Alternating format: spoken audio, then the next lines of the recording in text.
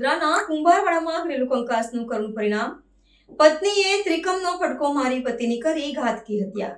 વડોદરા શહેરના કુંભારવાડા તલાવડી વિસ્તારમાં એક અત્યંત ચોંકાવનારી અને કરુણ ઘટના પ્રકાશમાં આવી છે, જેમાં કૌટુંબિક ઝઘડાએ હિંસક સ્વરૂપ ધારણ કરતા પત્નીએ પોતાના જ પતિની ઘાતકી હત્યા કરી નાખી છે.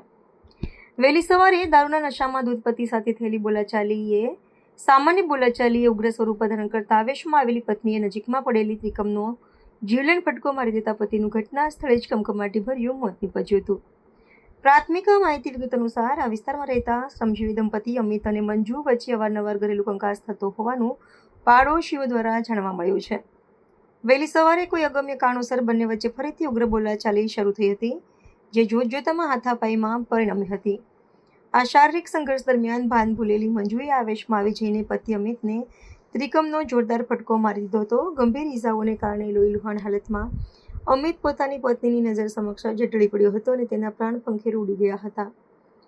બૂમાબૂમ અને હત્યાની આ ઘટનાને પગલે આસપાસના સ્થાનિકો તુરંત દોડી આવ્યા હતા અને તાત્કાલિક પોલીસ તેમજ એમ્બ્યુલન્સને જાણ કરી હતી.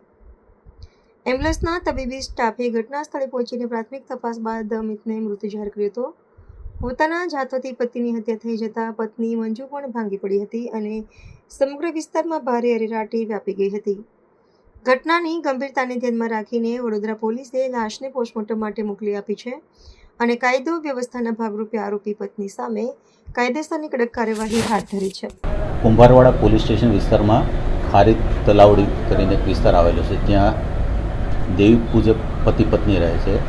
આજરોજ બપોરે 12 વાગ્યાના અરસામાં પતિ પત્ની ને જમવા બાબતે તકરાર થતાં પતિએ તેને કંઈ પત્નીને કપાળના ભાગે કંઈ મારેલું અને આવેશમાં આવી અને પત્નીએ તેને ત્રિકમના ઘા મારી દીધા પોતાના પતિને.